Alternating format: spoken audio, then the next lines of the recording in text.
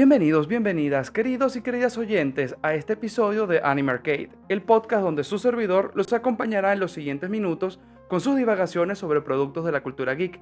Y de todo corazón, espero que disfruten este episodio tanto como yo disfruté grabarlo. Muy bien, para empezar quisiera mencionar que este podcast no debe ser tomado como una review, a pesar de que van a haber partes del mismo en el que va a parecer que es una. La verdad es que son simplemente los pensamientos generales que yo pueda tener respecto a algún manga, videojuego, anime o alguna película de la cual yo sienta que tenga una opinión que quiera compartir, ¿no? Entonces son simplemente divagaciones, opiniones generales. Habrán pensamientos y opiniones que parezcan una review, pero el sentimiento principal no es ese. Entonces, habiendo expresado este punto, comencemos. Pues bien, el episodio del día de hoy yo lo quiero enfocar sobre un anime que vi de forma relativamente reciente. Si bien es cierto que lo vi de forma relativamente reciente, no es un anime nuevo. De hecho, tiene ya varios años. Creo que lo publicaron en el 2008 por primera vez. Y estoy hablando de un anime que se llama Dusk Maiden of Amnesia, ¿no? Entonces, antes de yo empezar con mis opiniones respecto a este anime que vi, ahí quisiera dar una pequeña introducción sobre el producto como para que todos estemos en la misma sintonía, ¿no? Como ya mencioné, el anime se llama Dusk Maiden of Amnesia. Es un anime que, como la mayoría de los animes, está basado en un manga, los cuales son del género horror, misterio, romance y sobrenatural. Antes de comenzar, quisiera aclarar que en el caso de Dusk Maiden of Amnesia, yo solamente vi el anime. No leí el manga y desconozco si habrá algún otro tipo de producto como novela ligera, por ejemplo. No lo sé. Por eso mi opinión se va a basar enteramente en su adaptación animada. Pero bueno, si bien es cierto que yo no leí el manga, aún así quisiera como dar una pequeña introducción sobre el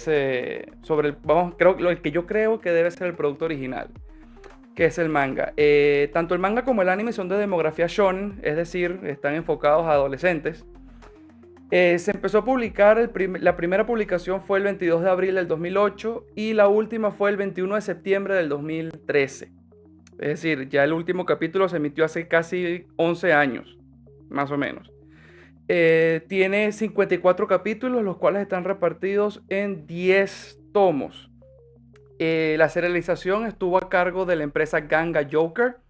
Y el mangaka, mira, yo estuve buscando y por lo que pude ver, el mangaka parece que no usa su nombre real. Al parecer usa un apodo, un seudónimo, el cual es Maybe. De nuevo, intenté buscar si por algún sitio estaba su nombre real y por lo que yo pude encontrar, al parecer no usa su nombre real para hacer publicaciones. Por lo que si alguien se sabe su nombre real o algo, mis disculpas, simplemente yo no fui capaz de encontrarlo. Luego, siguiendo con el anime, que es lo que me atañe o nos atañe en este episodio, ¿no? Como ya mencioné, al igual que el manga es de demografía shonen, el primer capítulo se emitió el 9 de abril del 2012 y el último el 25 de junio del mismo año. Más un especial el cual fue publicado el 28 de noviembre del 2012. Es decir, la totalidad del anime se emitió a lo largo del año 2012. Como ya mencioné, teniendo un total de 12 capítulos originales más un especial, para un total de 13 capítulos. El estudio a cargo de este anime es el estudio Silverlink, que puede que les suene conocido si vieron otros animes como por ejemplo The Misfits of the Demon King Academy, The Great Yahi Will Not Be Defeated, The Dungeon of Black Company, Ragnar Crimson o Watamote. Cualquiera de estos animes también fueron producidos por el estudio Silverlink. Este anime estuvo dirigido por el director Shin Onuma, perdón, disculpen mi japonés, Onuma.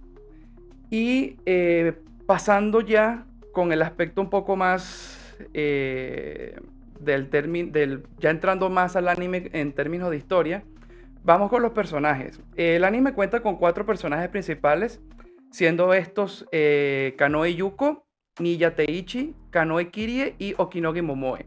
Estos vendrían siendo los 4 personajes principales del anime, de los cuales ya me extenderé más adelante. En el caso de Kanoe Yuko, su actriz de voz se llama Yumi Hara, y puede que la conozcan porque ella también le hizo la voz a Alicia Cristela de How Not to Summon a Demon Lord. Pero más importante aún, ella le hizo la voz a Albedo en Overlord. En el caso de Teichi, su actriz de voz es Tsubasa Yonaga, que la verdad vi su portafolio de personajes y la verdad no he visto ninguno de los animes donde él haya trabajado, y los que he visto, como por ejemplo One Piece, Bleach y Beyblade, creo que también, no hizo personajes que por lo menos para mí fueran muy relevantes como para nombrarlos. Entonces, de seguro es un muy buen actor de doblaje, de seguro hace muy bien su papel en alguno de esos personajes, pero me disculpo, pero yo no he visto la mayoría de los animes donde él ha trabajado. En el caso de Kirie, su actriz de voz es Eri Kitamura, que ella hizo papeles en Boku no Hero Academia, siendo la voz de Mina, en Made in Abyss, siendo la voz de Mitty, en Madoka Mágica, siendo la voz de Sayaka, y en Fairy Tail, siendo la voz de tanto de Kana como de Aquarius. Que, por lo que pude ver, para la nueva serie de Fairy Tail, ella va a volver como la voz de Kana. No sé si la voz de Aquarius, honestamente no lo sé, pero la de Kana sí. En el caso de Momoe, su actriz de voz es Misato Fukuen. Y ella, al igual que Eri Kitamura, ambas trabajaron previamente en Boku no Hero Academia, ya que Misato es la voz de Toga.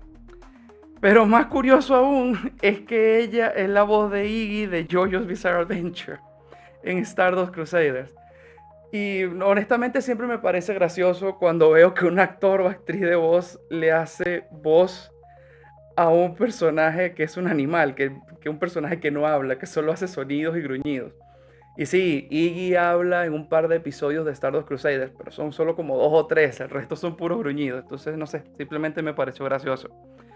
Pues bueno, ya para ir de lleno con el anime y con la historia, vamos a empezar por lo mismo, por lo que empiezan prácticamente todos los animes. Su opening.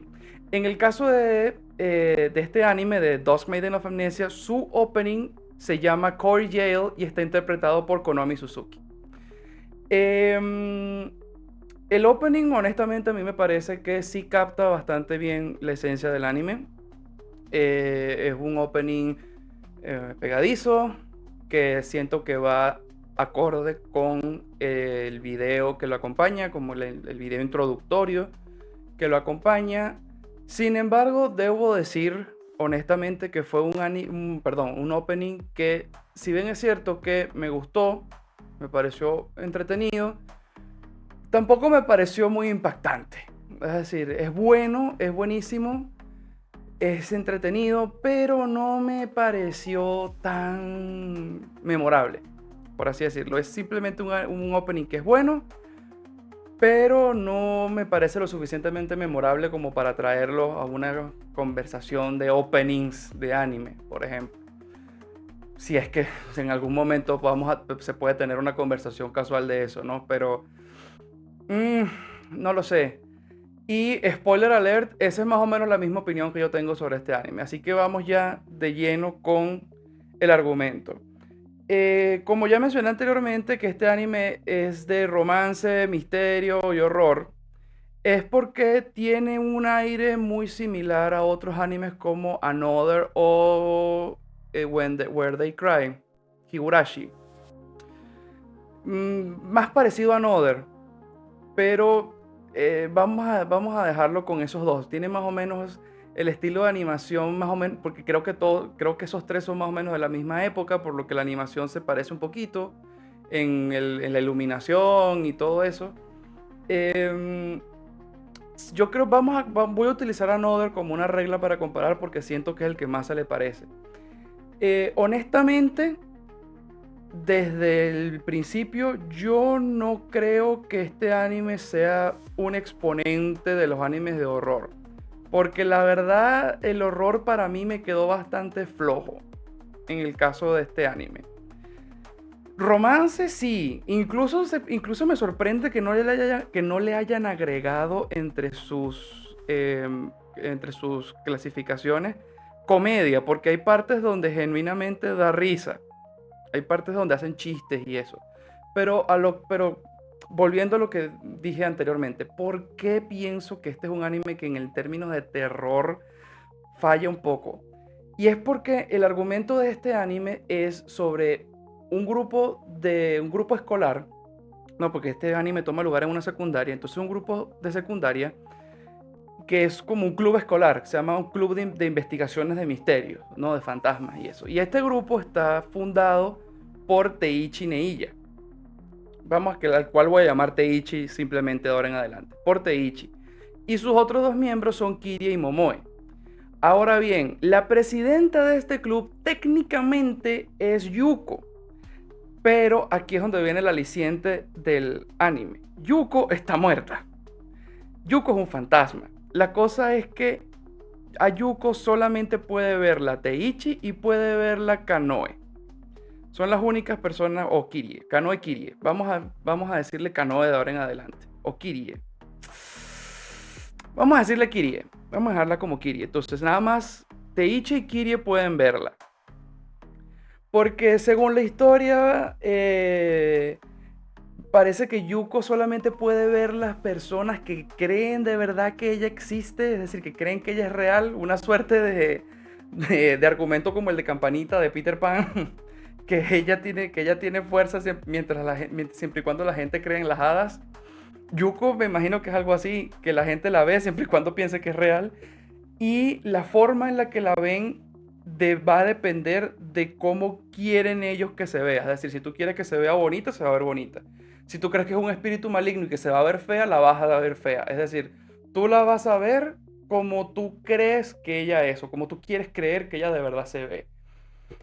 Mientras que Momoe no puede verla. Es decir, ella puede darse cuenta que las cosas se mueven del lugar, que un libro se hojea solo, cosas así, pero ella no tiene idea de que Yuko existe. Entonces, básicamente, este grupo de investigación paranormal se creó, pues, básicamente porque Yuko tuvo un capricho, básicamente por eso, y también porque Yuko, la razón por la cual el anime se llama Dusk Maiden of Amnesia es porque Yuko tiene amnesia, y ella murió, pero no recuerda cómo, ni por qué. Entonces, este club de investigación paranormal se crea en parte como capricho y en parte para poder investigar y descubrir qué pasó con Yuko, por qué murió, cuándo murió y cómo murió. Entonces, ahí está la cuestión. La cosa es que en esta escuela sí ocurren cosas paranormales, sí ocurren sucesos extraños que no se pueden explicar. Pero aquí es donde viene la cuestión de por qué el aspecto terror para mí en esta historia falla. Porque desde el capítulo 1 nos dejan claro que el único fantasma que existe en la escuela es Yuko. Por lo tanto, a lo largo de los capítulos vamos viendo que todas las leyendas que tienen los estudiantes, todas las leyendas de pasillo que existen en esa escuela, son Yuko. O sea, no son fantasmas, son Yuko. Y siempre tienen explicaciones muy ridículas. Como que, por ejemplo, una leyenda de que el piano en la clase de música se toca solo. Y tal. Y al final descubrimos que simplemente es que Yuko a veces en la noche se aburre y se pone a tocar piano. Es decir, ni siquiera es que lo hace a propósito para asustar a alguien. Simplemente es una muchacha adolescente aburrida en una escuela que no puede abandonar porque es un fantasma y no puede abandonar la escuela porque su espíritu está atado ahí. Porque, spoiler alert, ella murió ahí, en el territorio de la escuela. Entonces, como no se puede ir, simplemente a veces se roba vestidos de la clase de teatro para vestirse, a veces se pone a tocar piano, a veces se pone a meterse en salones de ciencias o de cosas o de otras materias para utilizar el equipamiento que está ahí. Entonces, de ahí, a raíz de eso, empiezan a surgir todas las leyendas que esta gente investiga. Y aquí es donde viene la cuestión. Para mí el factor horror falla porque si ya tú desde el principio me dices que va a haber, que no solamente que ya hay una explicación, sino que la explicación para todo siempre va a ser la misma, ahí estás cagándola. O sea, ahí ya me estás arruinando muchas cosas porque ya el horror no me puedes venir a decir que no, porque es que hay escenas donde hay sombras y donde se ven caras feas y cosas. O sea, sí, es verdad, pero por lo menos en mi opinión, en mi caso personal, una película, una serie, un anime de horror, o sea, un producto audiovisual de terror, porque evidentemente los libros son diferentes, porque los libros se tienen que basar única y exclusivamente en la narrativa, pero en el caso, en la narrativa escrita, pero en caso de los animes que también tienen narrativa visual, hermanito, hermanita, si tú solamente me pones fotos, me pones imágenes feas, sin un trasfondo creíble, esas imágenes van a perder peso. Entonces, no me importa que tantos fantasmas, que tantas sombras, que tantas caras feas me pongas.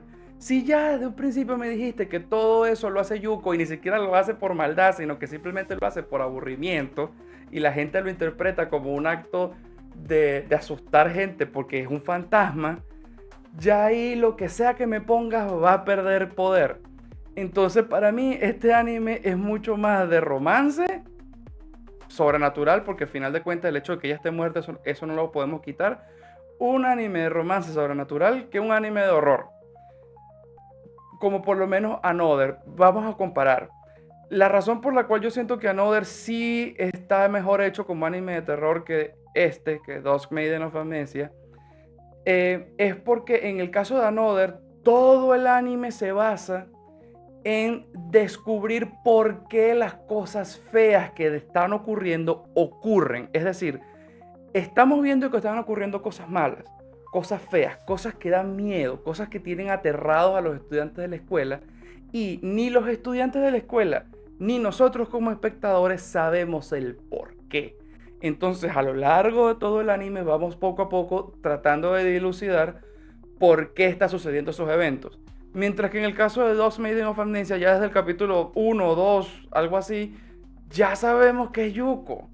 Entonces ya el misterio que queda es por qué murió. Y bueno, que al final descubrimos que existe una Yuko oscura, una Yuko sombría, que, o sea, intentan usarla como elemento que da miedo, pero aún así, como digo, como desde el principio arruinaron todo el momento de horror diciéndonos que ya es Yuko haciéndolo todo, el hecho de que esta Yuko fantasma, Yuko fantasma son las dos Yuko, la Yuko sombra, exista, es como, o sea, sí es un misterio, pero solo eso, es un misterio, no da miedo.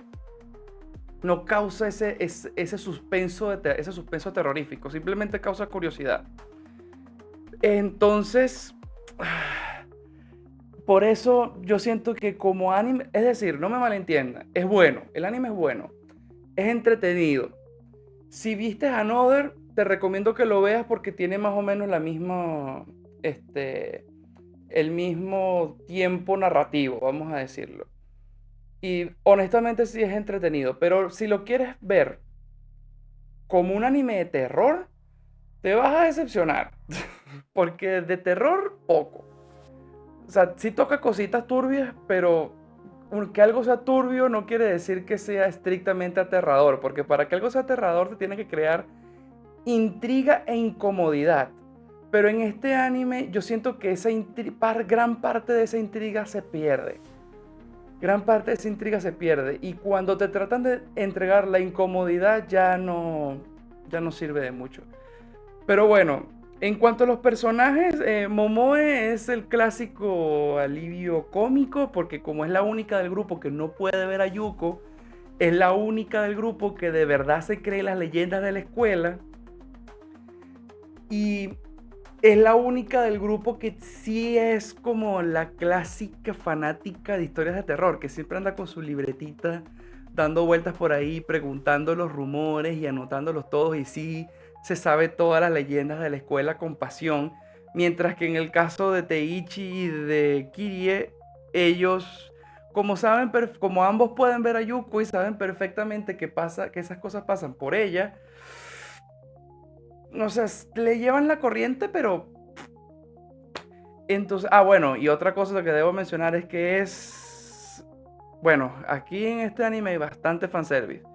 Y en el caso de el fanservice, Momoe es una de las partícipes de ese fanservice porque es el clásico personaje de anime cuya parte de su personalidad es el hecho de que esté tona. Ojo, con esto no quiere decir que un personaje sea tetón o que un personaje esté sexualizado lo haga mal personaje. No. Pero si gran parte de tu personalidad se basa en que tus tetas son grandes, ya eso como que tu personaje lo vuelve un poquito, ¿sabes? Plano, monótono. Pero bueno, en el caso, pero yo me quiero centrar más que todo es en la relación entre Teichi y Yuko.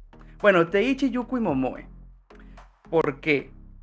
Momoe, al principio del anime, ella me caía muy bien. Primero que nada, porque yo honestamente siento que de las tres mujeres principales del anime, es decir, Yuko, Kirie y Momoe, perdón, creo que dije Momoe antes. Son Yuko, Teichi y Kirie. Esas son las tres que voy a hablar ahorita, de esa relación.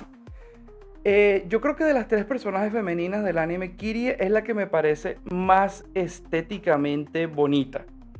Es decir, es el diseño que me parece mejor hecho. Porque si bien es cierto que no es tan voluptuosa, por así decirlo, como Yuko o como Momoe, no lo sé. Yo siento que la forma en la que la hicieron se ve mucho más bonita, por así decirlo. No lo sé. No sé si es el pelo corto, si son los zarcillos en las orejas, que le puso los zarcillos barra piercing que tienen las orejas. La verdad no lo sé. Pero estéticamente yo siento que el diseño de Kirie es el más bonito de los tres.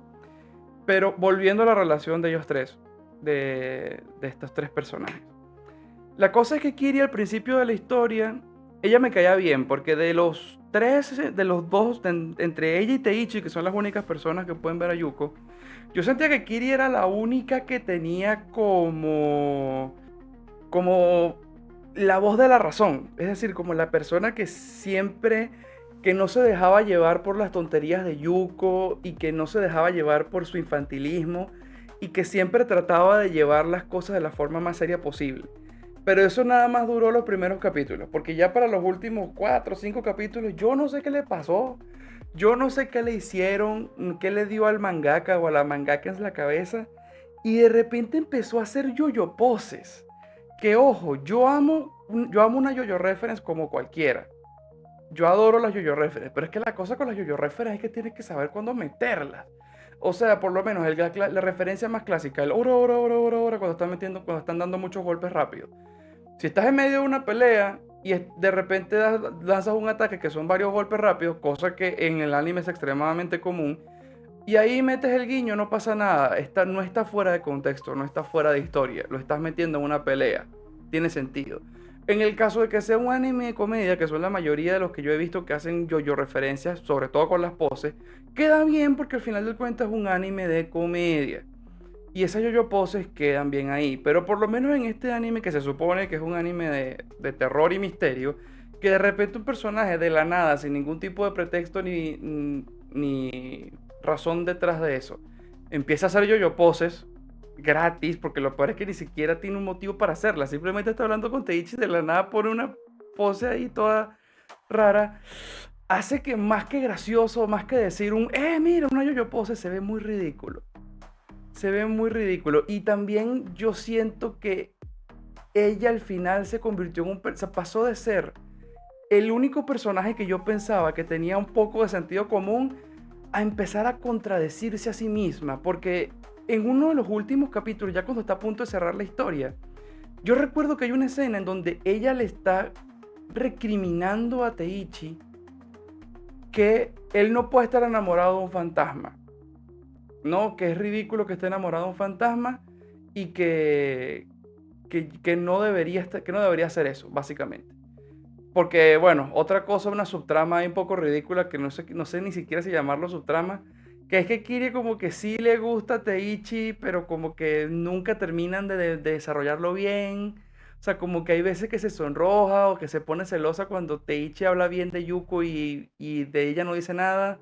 Porque una cosa que olvidé mencionar es que Kirie es la nieta de la hermana de Yuko. O sea, son familia. Yuko vendría siendo su tía abuela. Entonces, hay una parte en donde Kirie se pone una peluca y resulta que Kirie con peluca es igualita a Yuko. Sin las tetas. Pero, digo ese comentario porque en el anime el hecho de que Yuko tenga las tetas grandes es una cosa muy importante porque a cada rato lo sacan a colación. De hecho, la relación entre Yuko y Teichi comienza porque Yuko descubre que Teichi es una persona que está viva, que puede tocarla porque le agarra las tetas, le agarra una teta por accidente. Y cada vez que hacen referencia a ese maldito momento, siempre le hacen un close-up a las tetas. Entonces, por eso lo menciono, porque el hecho de que Yuko tenga tetas grandes en el anime es importante. Pero bueno, la cosa es que esa trama amorosa entre Kirie y Teichi nunca terminan de desarrollarla bien. Entonces, al final no sé si existe o no. Si es de verdad que ella le gusta a Teichi o es que ella no es que le gusta a Teichi, sino que se siente celosa de que no quiere vivir bajo la sombra de Yuko, no lo sé. Bueno, el punto es que de repente ella en el capítulo le dice a Teichi como que, mira, ya déjala ir, déjalo así, ya, deja de estar con esa vaina. De repente deja de estar con esa vaina porque es peligroso o porque lo que sea, no sé, ni ahorita no me acuerdo específicamente los detalles.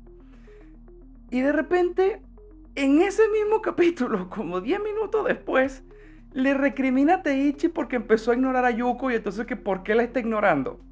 Que por qué la está ignorando, que si de verdad la quiere debería esforzarse. Y yo como, hija mía, tú no le acabas de decir que si se olvida de ella mejor. O sea, decídete, ¿quieres que se olvide de ella o no? Le recomiendas o le aconsejas que haga una cosa y después lo recriminas por hacer justamente eso. Es como, no te entiendo. O sea, al principio era la voz de la razón, ahorita de verdad no te entiendo. Y al final de la serie, o sea, la serie termina y Kirie termina siendo ese personaje que hace yo-yo poses de la nada, no sé por qué. Y es una contradicción andante, es decir, simplemente se reúne cada vez que hablan con ella. Toda la información que ella da es o redundante o inútil o contradictoria. Yo no sé qué le pasó a ese personaje, de verdad como que el mangaka o la mangaka a mitad de historia se dio cuenta que la odiaba y decidió simplemente hacer lo que le daba la gana con ella. La verdad no lo sé.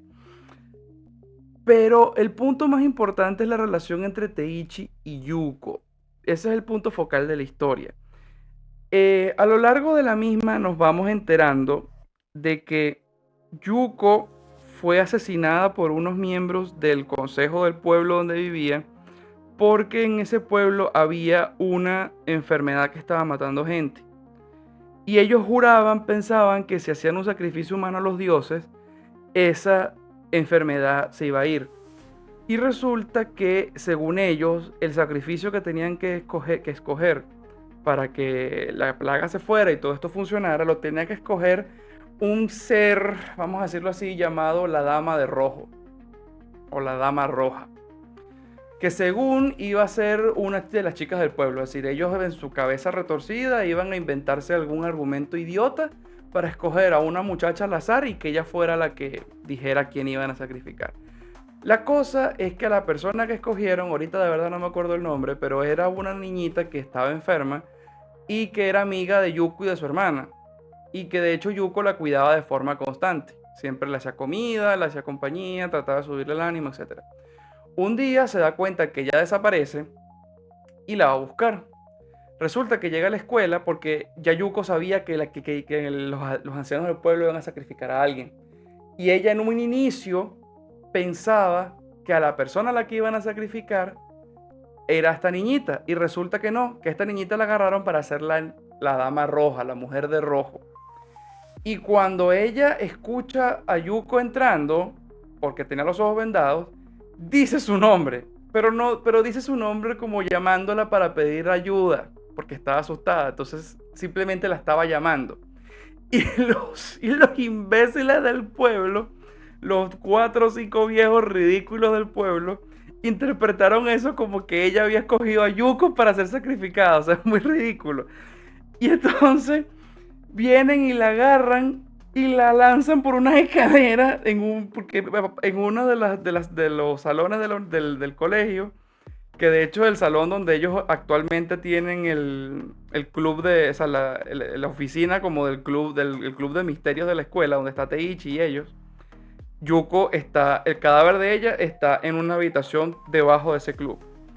Resulta que la lanzan por las escaleras y entonces, porque abajo de esas escaleras había como un templo, una vaina así, una capilla, una verga de esas. Y ella entonces la lanzan y ella se parte una pierna y se queda allá abajo con la pierna rota y allá se muere de hambre y de sed, allá abajo. Una muerte horrible, debo decir, pero una cosa que jamás me queda claro es que ella no intentó subir las escaleras, porque, o sea, a ver, tú me dices, Pablo, pero es que tenía la, la pierna rota. Tú me dices, mira, es que tienes la pierna rota. Pues sí, tenía la pierna rota, pero uno tenía rota una pierna, solo una, no las dos, una sola. Dos, nos quedó bastante claro en un par de escenas que solamente era la pierna, es decir, su otra pierna y sus otros dos brazos los tenía intactos. Y aparte que tenías toda esa adrenalina encima. Y a ver, yo he conocido amigos que se han roto una pierna. Vamos a decir que no es algo que ves todos los días, pero tampoco es algo extraño conocer a alguien que se ha roto una pierna. Así que si alguno de ustedes conoce a alguien que se haya roto una pierna o se haya lesionado gravemente una pierna, sabrán que es extremadamente doloroso, pero que en caso de que haga falta, esas personas pueden aunque sea arrastrarse. Y yo tengo un compañero que él se lesionó una pierna, no fue una fractura, pero sí fue una ruptura de ligamento, que también dolía muchísimo y también le impedía caminar. Y él en su apartamento tiene escaleras. Y él tenía que subir escaleras, entonces él simplemente se arrastraba por las escaleras subiendo con los brazos, como que se iba sentando escalón por escalón, iba subiendo. Y por eso yo me quedé como, ok, ya va, ok, yo puedo entender que le cerraron la puerta. O sea, que la tiraron y cerraron la puerta, está bien. Pero lo que no me cuadra es que si tú estás en una situación así, ¿por qué no intentaste subir las escaleras? Puedes decir que te daba miedo que todavía estuvieran los viejos ahí y fueran a hacer algo. Puede ser, pero eso puede ser por un par de horas. O sea, ya llega un momento en que está bien, tampoco puedes saber el paso del tiempo, pero no sé, al rato, cuando ya estés cansada de estar ahí sentada viendo la oscuridad, tu instinto de supervivencia debe patearte en algún momento. O sea, debe aparecer en algún punto e intentar subir. Y nunca lo hizo. Entonces eso me parece raro. Eso me parece un poco extraño. Y entonces la cosa es que la Shadow Yuko, vamos a poner la Yuko Sombra, que se puede ver a lo largo del anime, resulta que surge de que Yuko cuando estaba muriendo tomó todo ese resentimiento, porque ella empezó a odiar a la niñita que, que la que dijo su nombre, porque claro, evidentemente es obvio que ella no lo dijo a propósito, es decir, no lo dijo para venderla, simplemente la estaba llamando porque estaba aterrada. Pero evidentemente si tú estás en una situación de vida o muerte y estás adolorida, sufriendo y pensando que te vas a morir, obviamente así sea inconscientemente le vas a echar la culpa a ella. Y entonces ella inconscientemente quería echarle la culpa, pero conscientemente sabía que no había sido culpa de ella. Entonces básicamente ese sentimiento de culpa, de rabia y de dolor, ella decidió como disasociarse de eso y de ahí fue que salió Yuko Sombra. O sea, Yuko Sombra es básicamente sus recuerdos dolorosos, sus sentimientos dolorosos, cualquier cosa que sea dolorosa, ella se la pasaba a Shadow Yuko, a Yuko Sombra. Y de hecho a lo largo de la historia hay partes que dan un poquito de rabia porque ella está de lo más feliz con Teichi y de repente pasa una cosilla y ella disocia. Y entonces se olvida de las cosas que hizo con Teichi porque simplemente le pasó toda esa vaina a la Yuko Sombra. Al final Teichi descubre qué fue lo que le pasó a Yuko, básicamente porque la Yuko Sombra se hartó de simplemente ser el receptáculo de toda la porquería que la Yuko original no quería, y entonces intentó casarla para unirse a ella, como que yo no voy a sufrir sola, o sea, yo soy tú, acéptame de una buena vez. Que que honestamente, aquí entre nos, evidentemente yo no me he muerto y yo no puedo saber eso. Pero yo creo que eso que pasó después de 80 años, que fue lo que ya tenía Yuko muerta, yo creo que ya es momento de que empieces a hacer las paces con tu pasado. O sea, porque sí, fue horrible y te moriste y todo, pero fue hace 80 años. O sea, ya tienes que llegar a un punto en donde ya tienes que aceptar que te moriste. No lo sé, me imagino, pero esa es simplemente una opinión personal. Pero yo me imagino que llegar un momento en el que tú dices, bueno, sí, ya me morí, fue una mierda, fue una porquería, malditos viejos ridículos, pero bueno, ¿qué más? Ya estoy muerta. O sea, supongo. Pero bueno, el punto es que cuando Yuko Sombra estaba tratando de agarrar a Yuko, Teichi se interpone, la Yuko Sombra lo agarra y él como que se mete en los recuerdos de Yuko Sombra y aprende todo lo que le pasó.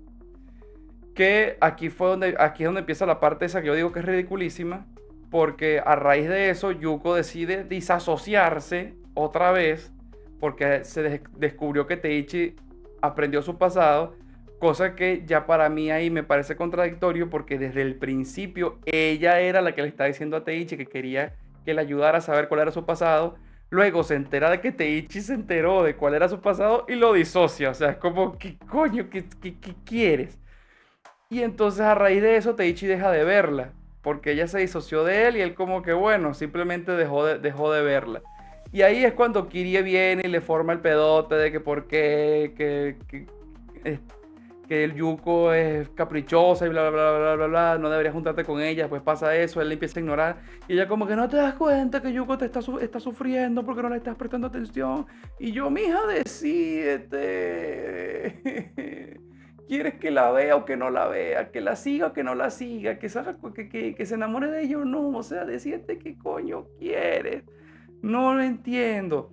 Pero bueno, la cosa es que después, a lo largo de todo, o sea, a raíz de este suceso, Yuko empieza a comprender que ya no puede seguir corriendo de su pasado, de su... Sí, del dolor desde el pasado, del... de la rabia, de la culpa, de todo eso. Y al final acepta a la Yuko Sombra de nuevo con ella. Y con eso vienen todas sus emociones negativas y con eso vienen todos sus recuerdos. Pero que ella ahora los acepta en paz. Y aquí sí debo mencionar dos cosas. La primera es que si bien es cierto que yo tengo muchas reservas con la relación, entre enormes comillas, de Teichi con Yuko, porque honestamente Yuko me parece en algunos momentos insufrible porque es demasiado controladora y demasiado manipuladora. Y Teichi es muy alcahuete, es demasiado alcahuete. Sí debo admitir que me pareció bonito que Teichi fue una de las personas que ayudó a Yuko a aceptar todo ese dolor y todo eso porque él mismo en su propia piel, cuando se abrazó a la Yuko Sombra, él mismo sintió ese dolor y sintió esa rabia y sintió esa tristeza que la propia Yuko sentía y él las aceptó. O sea, él le dijo como que, mira, yo te amo a ti y también amo tu lado oscuro, o sea, tu parte negativa, la parte que tú misma quieres, de la que tú te quieres deshacer, yo también la amo porque te amo a ti, o sea, yo quiero amarte a ti como eres y como eres es con todo, o sea, con las emociones malas y las emociones buenas.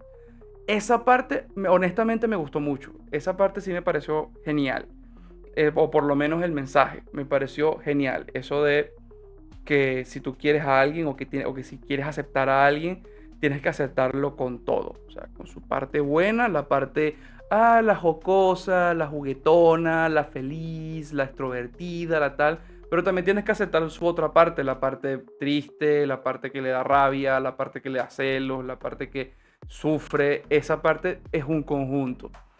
Y eso lo acepta. Y otra cosa que también me gustó es la forma en la que Yuko al final termina aceptando todas sus emociones.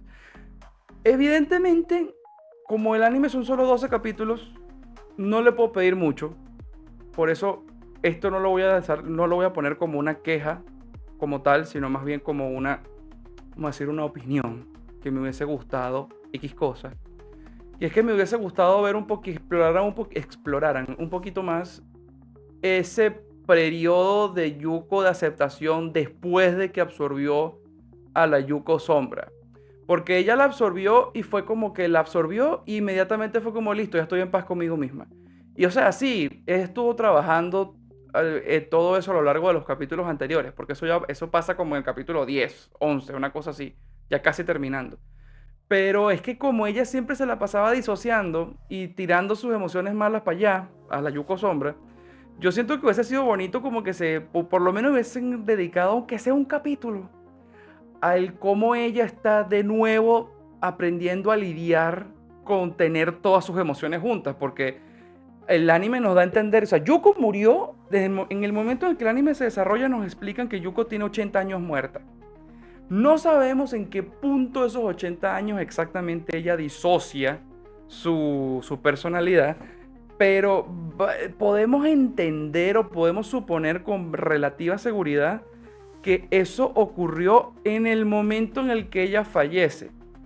Es decir, en el momento en el que ella muere, se disocia.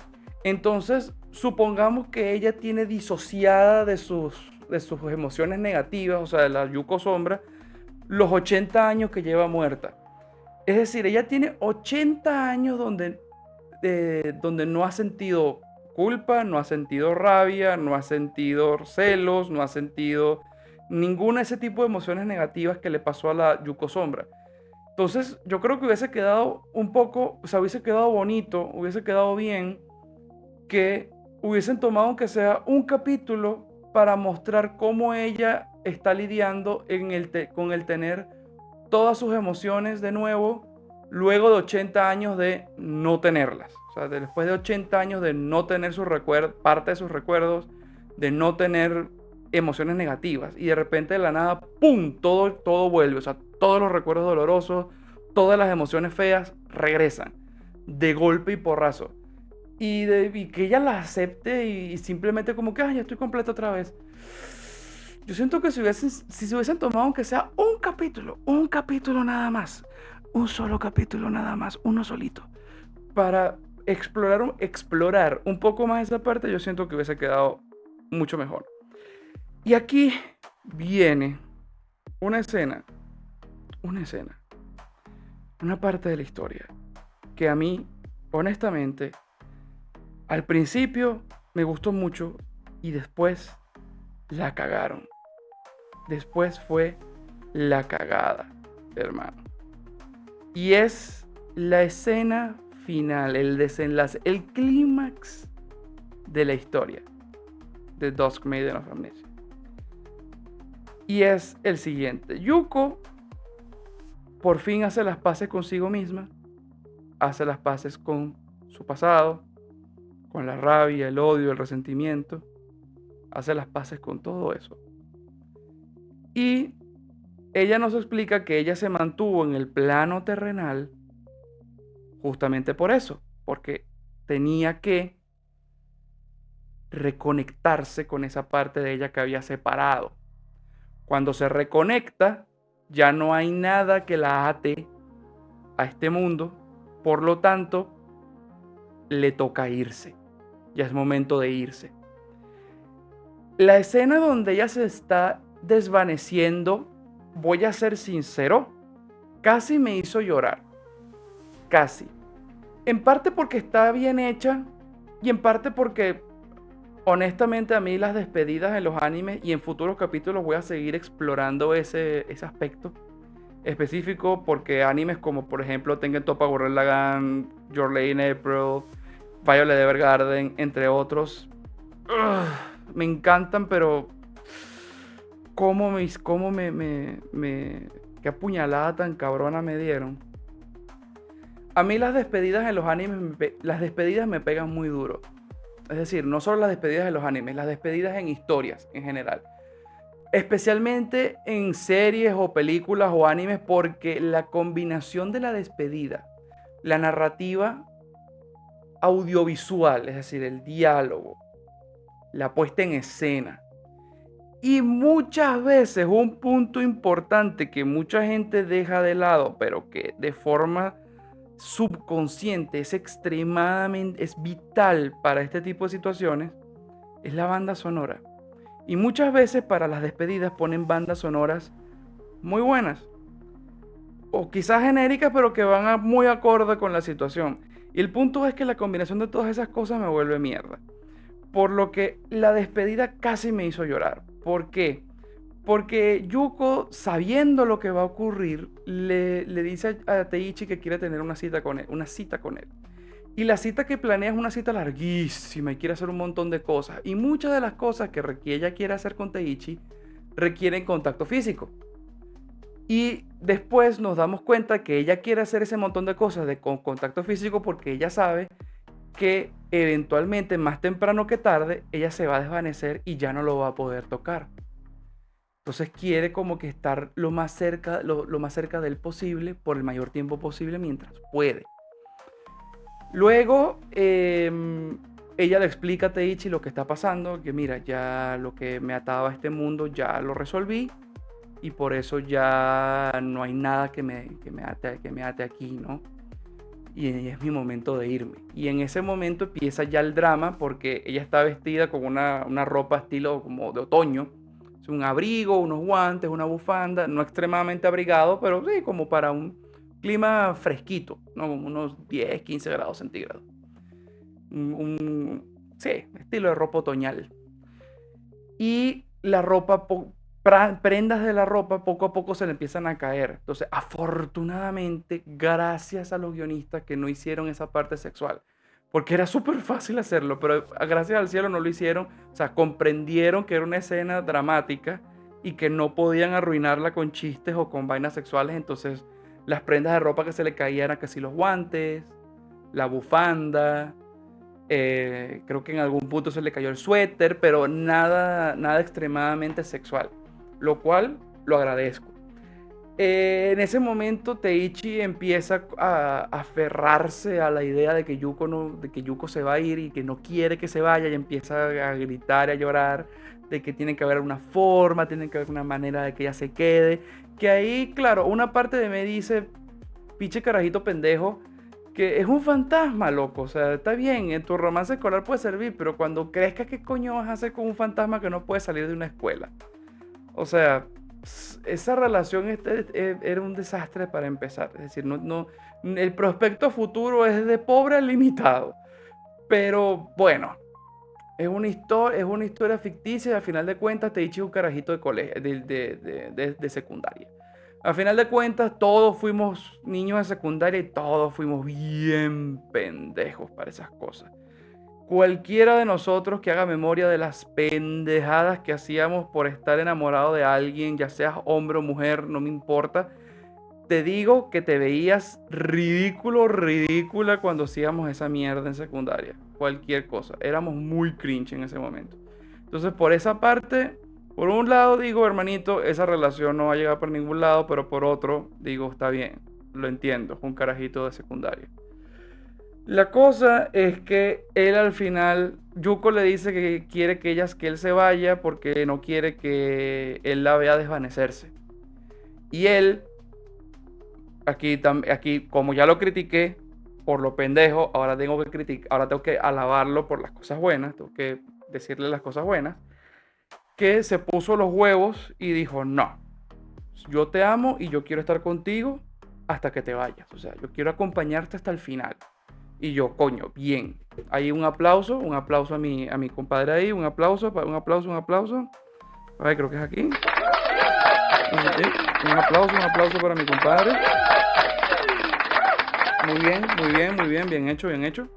Y entonces vuelven a la oficina del club y de repente ella empieza a hablar y la voz como que se le empieza a distorsionar, dando a entender que ya está empezando a irse. Entonces después viene la escena fatídica. Los dos se sientan en un mueble con un cuaderno porque resulta que él ya no puede escucharla. Ella ya no puede hablar. O sea, ya habla, pero él ya no puede escucharla. Entonces ella se comunica a través del cuaderno porque todavía puede agarrar el lápiz. Entonces escribe lo que quiere decir en el cuaderno y ella sí puede escucharlo a él, pero él no la puede escuchar a ella. por lo que ella escribe las cosas que quiere decir en el cuaderno. Entonces le dice cosas, le dice como que mira, ya la hora llegó, ya me toca irme, pero por favor cuídate, eh, por favor no llores. Y la parte que me escoñetó, que me dejó así, pero fue ¡pum! Un golpe así en los riñones, fue cuando le dice que le quiere pedir un último favor y es que la olvide. Que la olvide y que por favor que conozca a alguien más, que se enamore de otra persona y que básicamente siga con su vida. Que si ella se va sabiendo que él se queda triste por su partida, no la va a dejar descansar en paz. Y esa parte es muy dramática. Él evidentemente finge como que, claro, evidentemente empieza a llorar, pero finge como que, mira, está bien, yo te voy a olvidar, o sea, ahí tengo que admitir que Teichi, a pesar de que el mismo capítulo hace unos minutos era un carajito pendejo, aquí de la nada, coño, le crecieron los huevos, porque empezó a decir cosas que a mi parecer son bastante sanas en términos de, vamos a decir, de psicología, pues términos psicológicos, que es como que empieza a decirle, mira, me va a costar, no va a ser algo inmediato, me va a tomar un tiempo, voy a estar triste, pero eventualmente lo voy a lograr, eventualmente voy a poder superarte, eventualmente voy a conocer a alguien más y eventualmente voy a poder ser feliz. Entonces, por favor, vete tranquila y descansa en paz. Luego de eso, ella le quiere decir otra cosa, pero ahí se desvanece más y ya no puede agarrar el lápiz. Y lo último que hace es se dan un beso. Se besan, ella se desvanece y ahí Teichi, al darse cuenta que ella ya se fue, ahí sí se rompe. Se rompe y se vuelve mierda y se pone a llorar y a pegar gritos y eso. Que de nuevo, una vez más, bravo por Teichi, porque si mantuvo la compostura relativamente bien delante de Yuko para no hacerla sentir más triste de lo normal. Y ya después que sabía que ella se fue, ahí sí, vuélvete mierda, llora, todo lo que tú quieras, pero ahí, bravo por mi compadre, que aguantó ahí y para no llorar frente a Yuko. Entonces, ahí, bravo por eso. Bravo por eso. La cosa es que el anime sigue, hace como que, bueno, sí, mi vida continúa, me está costando muchísimo olvidarme de ella, tal y qué sé yo, bla, bla, bla, bla, bla. La cosa es que toda esa escena preciosa, toda esa escena bonita, toda esa escena que casi me hizo llorar de la despedida que estuvo tan bien hecha, la tiran a la mierda cuando él entra en la maldita sala del consejo ese de la verga, de la mierda, del club ese de ocultismo. Ya me emputé. Del club ese de ocultismo. Ve una puta caja en el piso que dice no me abras o te maldigo. Él abre la maldita caja y adentro está un diario, un cuaderno, creo que era el cuaderno donde ellos estaban hablando antes de que ella se desvaneciera. Y de repente cuando abre la mierda esa, escucha una voz que le dice como que, lees la advertencia y aún así lo abre. Y de repente el carajito voltea y está la maldita Yuko ahí parada en una esquina, porque entonces resulta, pasa y acontece que ella sí tenía resueltos todos sus peos en la tierra y estaba lista para irse. Pero es que ya me emputé. Es que resulta que antes de que ella se fuera, como se dio un beso con Teichi, ese beso para ella lo dejó como con peos sin resolver, porque entonces ahora quiere más. Maldita sea, porque resulta que ahora quiere más. Y entonces ese que ahora quiere más porque la dejó con ese beso así como a medias, que eso fue suficiente para ella volver a la tierra. Y entonces la historia termina con que ella vuelve y todo vuelve a estar normal como estaba antes. Entonces, aquí vuelvo. Tengo 3 cosas que decir. La primera, hijo de puta, ¿cómo coño pudieron cagar una escena de despedida que para mí fue tan bonita y estaba tan bien hecha con esa mierda de haberla traído de regreso? Porque ni siquiera puedo decir que fue que la revivieron, porque Yuko siempre estuvo muerta. O sea, fue como que simplemente regresó del plano espiritual. Mierda. Y lo otro es que, lo segundo, regresa con una razón tan ridícula, tan idiota, tan estúpida, como que o sea, literalmente regresó porque está caliente. O sea, su motivo para volver a la Tierra es un calentón. O sea, ¿cómo tú me vas a decir que después de una escena de despedida tan emotiva, no solamente la arruinas porque ya al momento en el que Yuko vuelve, toda esa escena perdió todo el sentido que tenía, sino que no conforme con eso, vienes y, o sea, no solo con escupirme en la cara, vienes y me metes una patada en los huevos diciéndome que no, es que Yuko no solamente regresó, sino que regresó porque estaba caliente. Hijo de puta. O sea, ¿cómo me vas a decir que, ay, Dios mío, mierda? Y lo tercero es que vienen y dicen, sí, es que ella vuelve y todo va a estar normal y todo el mundo feliz y contento. Y yo digo, ajá, ya va. Señores, recordemos que Yuko está muerta. Es un fantasma. Y Teichi está vivo. Es un ser vivo. ¿Se pueden tocar? Sí. ¿Se pueden ver? Sí. ¿Pueden hablar? Sí. ¿Entre ellos dos pueden tener una relación relativamente normal? Sí, pero no olvidemos el detallito de que él está vivo, él va a crecer, él, bueno, suponiendo que no lo mata un camión de regreso a su casa de la escuela, pero él va a crecer, o sea, el tiempo para él va a pasar, mientras que Yuko se va a quedar igual, es decir, ella tiene 80 años siendo una estudiante de preparatoria, al menos físicamente, una estudiante de preparatoria.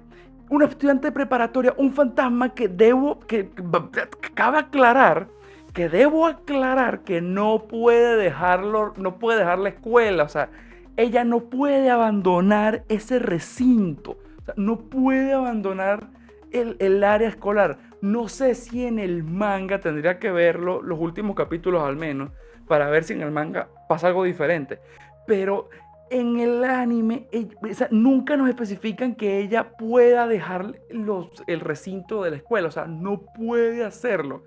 Entonces viene mi pregunta, ¿qué coño de relación va a haber ahí? O sea, ¿qué clase de relación puedes tener tú ahí? O sea, vas a poder vivir feliz lo que te queda de secundaria, pero ya después, ¿qué? O sea, ¿qué coño? O sea, te vas a graduar y después vas a seguir regresando a la escuela todos los días. O sea, no vas a ir a la universidad, no vas a conseguir chamba, no vas a hacer otra cosa. O sea, ¿qué coño vas a hacer? O sea, o sea, la única cosa que se me ocurre es que después de que te gradúes busques trabajo en la propia escuela en algo que no requiera una preparación universitaria. eh, para de una buena vez quedarte trabajando ahí y ya tener una excusa para estar todos los días metido en la escuela. No sé, que te meta y que sea algo así como conserje o como que vigilante, que son trabajos en los que puedes, o sea, porque yo me imagino que si tú agarras un trabajo de vigilante o de persona del aseo en una escuela, ese tipo de trabajos te pueden dar la excusa perfecta para quedarte en las premisas de la escuela, no solamente en horas después de clase, sino a cualquier hora. O sea, puedes inventarte, siento yo que esos son trabajos con los que es relativamente fácil conseguir una excusa para quedarte en la escuela de noche, o para quedarte en la escuela después de que las clases terminen, o para entrar a la escuela los fines de semana, por ejemplo.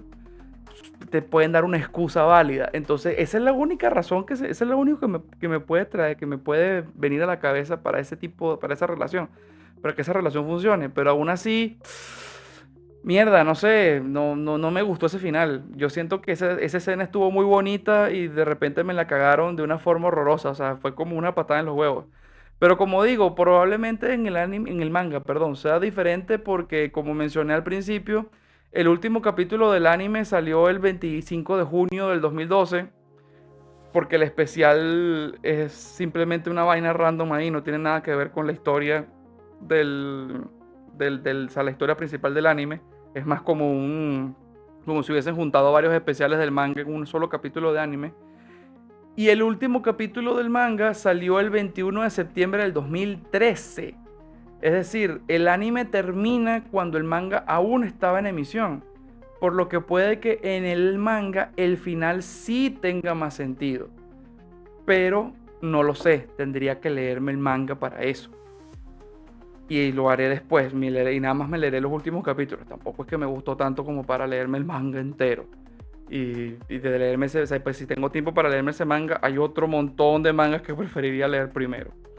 Pero bueno, ya estamos en la marca de la hora, entonces ya para finalizar, opiniones generales. ¿El anime es malo? No, no es un mal anime, es entretenido, sirve para matar el rato. ¿Es una obra maestra? Ni de coño, ni de verga es una obra maestra.